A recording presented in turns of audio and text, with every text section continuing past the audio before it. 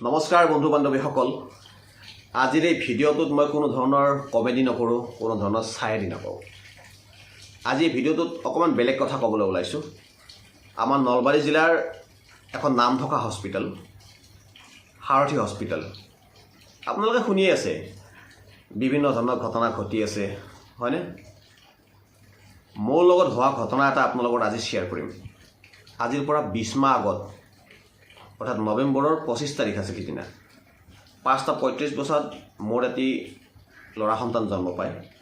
মোক মাতি নি দেখাই তেতিয়া জেচমিন আছে, জেচমিন ডক্টৰ, তেখেতে কৈছে কি 1 ঘণ্টামান আমি আইচিউত ৰাখিব লাগিব। লৈ যাওক, 1 ঘণ্টা লৈ গ'ল, 2 ঘণ্টা, 3 ঘণ্টা, 4 ঘণ্টা, আজি থাকিব লাগিব। ঠিক আছে বাৰু, থাকক। নেক্সট ডে কৈছে কি বাবুটোৰ লাঞ্চত ইনফেকশ্যন, তাৰ নেক্সট ডে কৈছে কি অল বডি ইনফেকশ্যন, তাৰ নেক্সট ডে কৈছে কি ব্লাডত ইনফেকশ্যন, অক্সিজেন কমকৈ পায়, উশাহ ল'ব পাহৰি যায়, প্লাছ হাত ভৰি টান হৈ যায়, এনেকুৱা নানানটা কথা কৈ থাকে তেখেতসকলে। 6,500 টকা বা 11,000 টকা এনেকুৱা দামী বেজী ৰেগুলাৰ 2-3টা এনেকুৱা আনিব দিয়ে। তাৰপিছত মোৰ তাতে চিনাকি মানুহ আছে, তেখেতসকলে ক'লে যে আপোনালোকে এটা কাম কৰক, তেখেতসকলে যে কৈছে লাঞ্চত ইনফেকশ্যন, ব্লাডত ইনফেকশ্যন, তাৰ ৰিপৰ্টটো খোজকচোন, তেখেতসকলে এনে কয়। তো মই তেখেতসকলক খুজিলোঁ, খোজোতে কৈছে কি নাই এতিয়া দিম, একেলগে দিম আপোনালোকক, টেনশ্যন ল'ব নালাগে, বাচ্চা ঠিকে আছে। আমি যেতিয়া এনেকৈ ফ'ৰ্চ কৰাৰ পিছত বিনয় শৰ্মাই কৈছে কি আপোনালোকক কালি ৰাতিপুৱা 9টা বজাত আমি বাচ্চা দি দিম, আপোনালোকে কেবিন লৈ লওক। মই কেবিনটো লোৱা নাই, মই বিনয় শৰ্মা ছাৰক সুধিছোঁ বাচ্চাটো ল'ম, আমি কেবিন ল'ম নে নাই। কৈছে আপোনালোকক 12টামান বজাত দি দিম, দিনৰ 12টামান বজাত তেখেতক লগ কৰিলোঁ, কৈছে আপোনালোকক 2টামান বজাত দি দিম, কৈছে ৰাতি 9টামান বজাত দি দিম, এনেকৈ ঘূৰাই আছে। তাৰপিছত মই জেচমিন ডক্টৰক লগ কৰিলোঁ, জেচমিন ছাৰক মই লগ কৰিলোঁ ৰুমত গৈ, তেখেতে কথা পাতিব নোখোজে। আৰু তেখেতৰ লগত কথা বতৰা হোৱা ৰেকৰ্ডিং মোৰ আছে, কাৰণ মোৰ লগত আৰু এজন ল'ৰা আছে, 2টাৰ মোবাইলতে মই ৰেকৰ্ডিং কৰি লৈ মোবাইলটো থৈ দিছিলোঁ পকেটত। ৰেকৰ্ডিং কি কথা বতৰা পাতিছোঁ সম্পূৰ্ণ ৰেকৰ্ডিং আছে আমাৰ। তো তেখেতে কথাখিনি এনেকুৱাকৈ কৈছে যে আপোনালোক বাচ্চা থাকিবই লাগিব, নাথাকিলে আপোনাৰ বাচ্চা নাপাব। আৰু এনেকুৱা ধৰণৰ ইনফেকশ্যন এটা পাইছোঁ, হয়তো ভৱিষ্যতৰ কাৰণে বাচ্চাটোৰ প্ৰব্লেম হ'ব পাৰে, ডাঙৰ হ'লে এইটো প্ৰব্লেম থাকিব।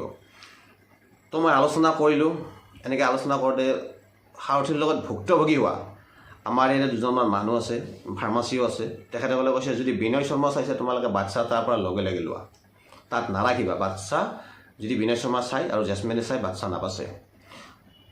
মই তেখেতসকলক গুৱাহাটী নিম বুলি ক'লোঁ। গুৱাহাটীত আমাৰ ওচৰত দাদা এজন আছে GMCত, তেখেতে দিগন্ত বৰ্মন জানেই, চাইল্ডৰ এছিষ্টেণ্ট প্ৰফেচাৰ GMCৰ। তো দাদাৰ লগত কথা পাতিলোঁ, দাদা নাই, দাদা শিলচৰত আছে, দাদাই লৈ যাব ক'লে। তো মোক এৰি নিদিয়ে, বাচ্চাটো আনিব নিদিয়ে। মই কাজিয়া কৰি ৰাতি 11:30 বজাত কাজিয়া কৰি বেবীক ওলাই আনিছোঁ। 108 মাতিছোঁ, 108 থিয় কৰিছোঁ, নাৰ্ছে আনকি আপোনাৰ বাচ্চাটো অক্সিজেনো লগাই নিদিয়ে, ইমানখিনিলৈকে। মই যেতিয়া অকণমান টানকৈ ক'লোঁ, মানে দম দিয়া বুলি ক'লোঁ, দম দি ক'লোঁ তেতিয়া লগাই দিছে। যেতিয়া মোৰ 2,96,000 টকা তাত বিল উঠাইছে এসপ্তাহত, তেতিয়া মই সুধিলোঁ এইটো কিহৰ বিল? কৈছে এইটো নাৰ্ছৰ, এইটো ICUৰ বিল, এইটো ডক্টৰ চাৰ্জ। বোলো বাকীখিনি কিবাকিবি। মোৰ অকণমান তাত বিতৰ্ক হ'ল সেইকেইটাৰ লগত। কৈছে আজি আপুনি পুৱা আহক। বোলো পোৱা নাই, আপোনালোকে বিলটো দিছে, আপোনালোকে জানিব লাগে। এটা চিকিউৰিটি আছে, অশ ল'ৰা এটা বগাকৈ, সিও মোক দম দিলে, মই কিবাকিবি ক'লোঁ। তো মোৰ লগত মাজু ভাইটি আছিল আৰু মোৰ ৱাইফৰ জেঠীৰ ল'ৰা এটা আছিল, দাদা এজন, সিহঁতে মোক টানি লৈ আহিলে, বোলে বাদ দিয়া, এতিয়া যি হৈছে, আমি ইমিডিয়েট গুৱাহাটী যাব লাগে। তো আমি ৰাতি 8টা বজাত GMC গৈ পাইছোঁ। গৈ পোৱাৰ পিছত তাত নিকুত সোমাই দিছোঁ। সোমাই দিয়াৰ পিছত পৰীক্ষা নিৰীক্ষা কৰিলে। পৰীক্ষা নিৰীক্ষা কৰাৰ পিছত আমি যিটো ক'লোঁ যে এনেকৈ ডক্টৰৰ লাঞ্চৰ, ব্লাডৰ, অল বডি ইনফেকশ্যন, নিউম'নিয়া, এনেকুৱা কিবাকিবি কৈছিল আৰু ইয়াতে। সেইখিনি ক'লোঁ, কওঁতেতো কৈছে নিউম'নিয়া কোৱা নাছিল ইয়াতে দেই, নিউম'নিয়া কোৱা নাছিল। ক'লে ৰিপৰ্টটো নাই দেখোন, বোলে এনেকৈ মই মুখেৰে ক'লেতো নহ'ব নহয়, তেনেকৈ ক'লে GMCH। তো আকৌ পৰীক্ষা কৰালোঁ, পৰীক্ষা কৰি কৈছে যে অভাৰ গেছ আছে বাচ্চাৰ। তো অভাৰ গেছখিনি বুলি কৈছে, বিশেষ একদম যেতিয়া পৰীক্ষা কৰা হ'ল গেছখিনি কমিল, তাৰপিছত গম পালোঁ যে ভিতৰে নিউম'নিয়া হৈ আছে, লাষ্ট ষ্টেজ, একদম ভেণ্টিলেটৰ লগাই দিছে। তো যদি মই সিদিনা ৰাতি ইয়াৰ পৰা কাজিয়া কৰি মই মোৰ ল'ৰাটোক লৈ নগ'লোহেঁতেন, মই নিজৰ বিবেকক নুসুধি মই যদি বেলেগৰ কথা শুনি কামটো কৰিলোঁ তেতিয়াহ'লে আজি মই মোৰ ল'ৰাক নাপালোঁহেঁতেন। আজি মোৰ ল'ৰা 20 মাহ। মোৰ লগত যিটো ঘটনা কৰিলে ঠিক নলবাৰী মুকুচিৰ জিন্তি বৰ্মন আৰু জিন্তু হালৈ নামৰ এহাল পৰিয়ালৰ দম্পতীৰ দ্বিতীয় কন্যা। মই জনামতে গোপাল কলিতা ছাৰে চাইছে, চিজাৰিং কৰিছে তাত। তো গোপাল কলিতা ছাৰে কৈছে বোলে একদম সুস্থ সবল এটা কন্যা সন্তান আপুনি পাইছে। তাৰপিছত কৈছে বোলে মাকৰ কলাত দিছে, তাৰপিছত কৈছে বোলে আপুনি আইচিউত ৰাখিব লাগিব।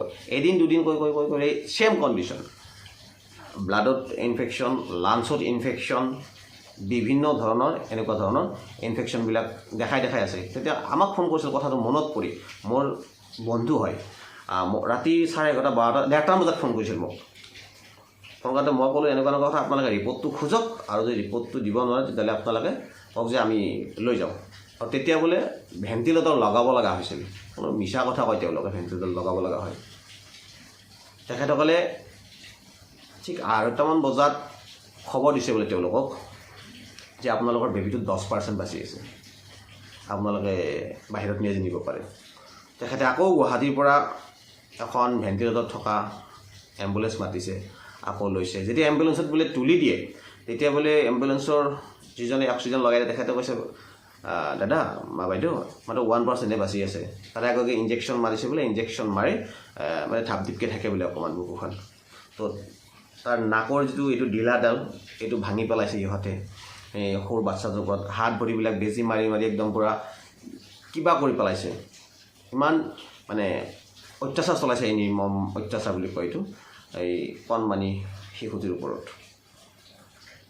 তো তেখেতসকলে মোক কোৱা কথাখিনি মই আপোনালোকক কৈছোঁ। তেখেতসকলে যেতিয়া লৈ গ'ল, 108ৰ ড্ৰাইভাৰজনে ক'লে বোলে আমি ৰঙিয়াত চাউস্থিত এবাৰ কথাটো সুধি লওঁ বা দেখাই লওঁ। গাড়ীতে ৰখাই ডক্তৰ আনি দেখাই চাইছে ষষ্ঠীক। তেতিয়া কৈছে যে আল্টিমেটলি ডেট কেতিয়াবাই, বাচ্ছাটো ফুলি গৈছে, নীলা পৰি গৈছে বোলে। তো আল্টিমেটলি হাউঠিতে ডেট হৈছে। তেখেতসকলে হাল্লা লাগিব বুলি টেকনিক কৰি ওলাই দিছে বাচ্ছাটো।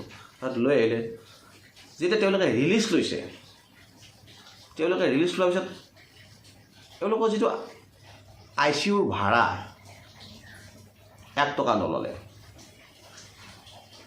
সেই দম্পতি হ'লে আমাক মানে মোক জনোৱা কথা শুনি মই কথা পতাৰ পিছত গম পাইছোঁ যে 1 টকাও নল'লে। কি কাৰণত নল'লে? কোনোবা হস্পিটেল বা নাৰ্ছিং হোমত কোনোবাই বাৰু চাৰ্জ নলয় নেকি? ICUৰ ভাড়া নলয় নেকি? নিশ্চয় ল'ব। তেখেতসকলৰ কিছুমান প্লাষ্টিক সামগ্ৰী কিনিছিল, তাৰো পইচা লোৱা নাই। তেখেতসকলে কিবা কিবি কথা পাতিলে, পতাৰ পিছত এখন কিবা কাগজ লিখি দিবৰ কাৰণে কৈছিল। কাগজ লিখি নিদিওঁ বুলি কৈছিল। আনকি জিন্তু দাক জেচমিন আহমেদ নেকি তেখেতে বোলে ননচেন্স বুলি গালি পাৰিছিল। আৰু যেতিয়া কৈছিল, মোৰ কথা কৈছিল তেখেতে যে এনেকুৱা ঘটনা আপোনালোকে 1.5 বছৰমান আগত আকৌ এটা কৰিছিল, তেতিয়া তেখেতে বোলে কৈছিল মই 1.5 বছৰ আগত ইয়াত অহাই নাই। তেতিয়া জিন্তুৰ নে বাইদেউজনীৰ ভায়েকে তাত ট্ৰিটমেণ্ট কৰিছিল। কৈছে 3 বছৰ আগতে মোৰ ছোৱালীকো আপুনিয়ে চাইছিল, কেলৈ মিছা কথা কয় আপুনি? তেতিয়া মমায়কজনেও কৈছিল আপুনি মিছা কথা ক'ব নালাগে, 1.5 বছৰ পাইছে নে 2 বছৰত আহিছিলে, কিন্তু আপোনাৰ এপইণ্টমেণ্টটো ইয়াত আছে, আপুনি মিছা কথা কেলৈ কয়? গতিকে মই কথাখিনি আপোনালোকৰ এইকাৰণে শ্বেয়াৰ কৰিলোঁ, আপোনালোকে ফেচবুকত গমেই পাই আছে তেখেতসকলে কিমান দুখেৰে পোষ্ট এটা লিখিছে তেওঁলোকৰ ওপৰত, হয়নে? আৰু এখন কাগজ তেওঁলোকক লিখি দিছে সাৰথিৰ পৰা। সেই কাগজখনৰ বিষয়ত আপোনালোকে গম পাব দুদিনৰ পিছত। সেই কাগজখনৰ কথা মই নকওঁ এতিয়া এই ভিডিঅ'টোত। এই ভিডিঅ'টোত মই অন্তৰত আঘাত পাই আছোঁ। আঘাত পাই থকাৰ কাৰণে, এনেকুৱা ঘটনা ঘটাৰ কাৰণে মই আজি ভিডিঅ'টো বনাবলৈ মই বাধ্য হ'লোঁ। এতিয়া কথা হ'ল,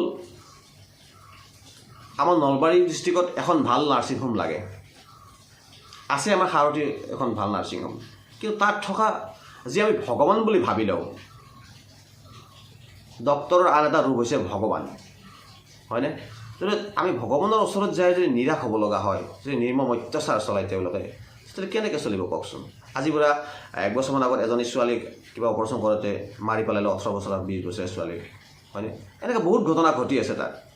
গতিকে মই সাৰথি হস্পিটেলৰ স্বত্বাধিকাৰী মান্যবৰ তপন ডেকা ছাৰদেৱক মই অনুৰোধ জনাইছোঁ, তেখেতৰ সুযোগ্য সন্তান যশোধন ডেকা ছাৰকো মই অনুৰোধ জনাইছোঁ ছাৰ, আমাৰ নলবাৰীত এখন ভাল হস্পিটেল লাগে, আপোনালোকে সেইখন বনাইছে, অশেষ ধন্যবাদ, বহুত বহুত ধন্যবাদ তাৰ বাবে, বহুত মানুহ উপকৃত হৈছে। কিন্তু এই বিনয় শৰ্মা ছাৰ আৰু জেচমিন আহমেদৰ দৰে কিছুমান ছাৰ ডক্তৰ নাৰাখিব, মই অনুৰোধ জনাইছোঁ। পাৰিলে ভাল ডক্তৰ আনক, উপকৃত হওক মানুহখিনি। ছাৰ টকাৰ কাৰণে কাম নকৰিব, মানুহে বেমাৰত পৰাৰ পিছত টকাৰ কথা চিন্তা নকৰে। যেনেকৈ নহওক মাটি বিক্ৰী কৰি হ'লেও বা ঘৰ বিক্ৰী কৰি হ'লেও ছাৰ টকা দিয়ে, কিন্তু টকাটো পিছত ল'ব পাৰে। সেই যে সন্তানটো বহুত কষ্ট কৰি ছাৰ জন্ম দিয়ে, সেই সন্তানটো কেতিয়াও ঘূৰাই দিব নোৱাৰে। মই স্বাগতা বাইদেউৰো বস্তুখিনি চাইছোঁ, কথাবিলাক পঢ়িছোঁ, তেখেতেও বহুত হেল্প কৰি আছে।